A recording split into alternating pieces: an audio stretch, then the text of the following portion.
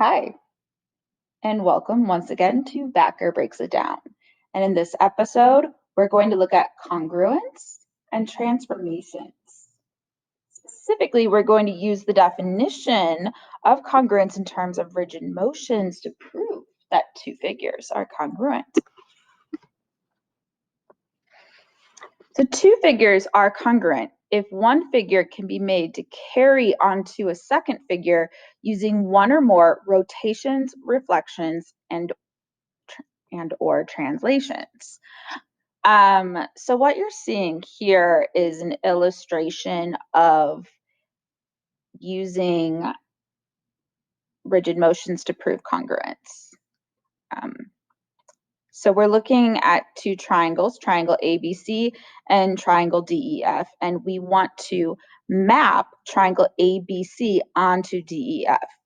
And so they kind of describe how they would do that. So they're saying the first thing they would do is they would translate triangle ABC so that point A maps onto point D. Okay, and that's what you're seeing here. Okay, and then they're saying what you can do is you can rotate triangle DB prime C prime counterclockwise about this angle right here. And when you do that, this is what you get.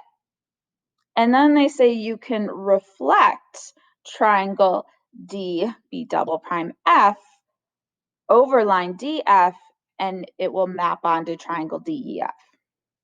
So this is kind of funky because, well, you're not on the coordinate plane, and I think we feel more comfortable with transformations on the coordinate plane.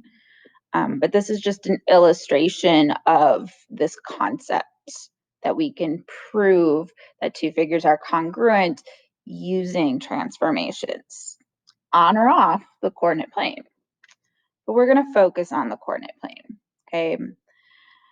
So in example 3, it says identify any congruent figures in the coordinate plane, explain your reasoning. So our reasoning is going to be, we're going to describe the transformations that took place.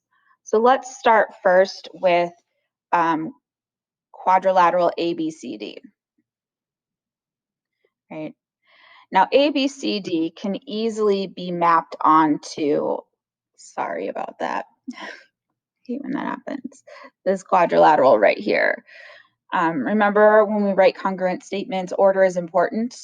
So like A would map on to N, and B to P, C would map onto Q, and D would map onto R. So that's like one possibility. We could go kind of crazy with this one if we really wanted to, but let's just keep it simple, right? And so the really simple transformation that would map quadrilateral ABCD onto quadrilateral NPQR would be to like move down 6 and left 2. And so that would be my congruence transformation description, if, keeping it simple. So let's take a look at triangle HIJ. That's this one here. So if you look at the other figures in the coordinate plane there, it kind of looks like it became this triangle down here. So how should we name it? So H would map onto U, I onto T, and J onto S. So what could have caused that?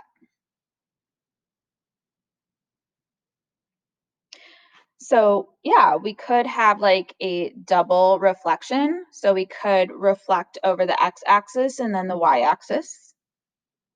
You're right, we could also rotate 180 degrees. Wow, someone out there really thought reflect over y equals x? You guys are awesome.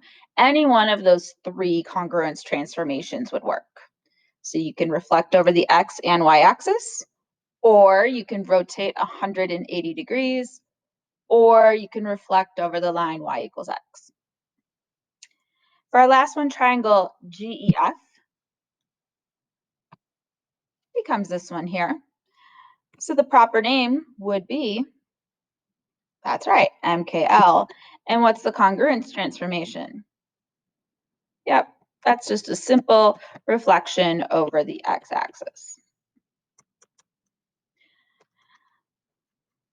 All right, so let's take a look at number 4. Describe a congruence transformation that maps triangle JKL onto triangle MNP. So we are starting with this triangle here. So my advice is to get the triangles oriented the same way. And that usually involves either a reflection or a rotation to get the orientation to be the same. And so I can reflect triangle JKL over the x-axis. And doing that will get them oriented the same way. So then triangle JKL looks like this after that reflection over the x-axis. So then what? Yeah, we're going to have to translate it, 5 units to the right?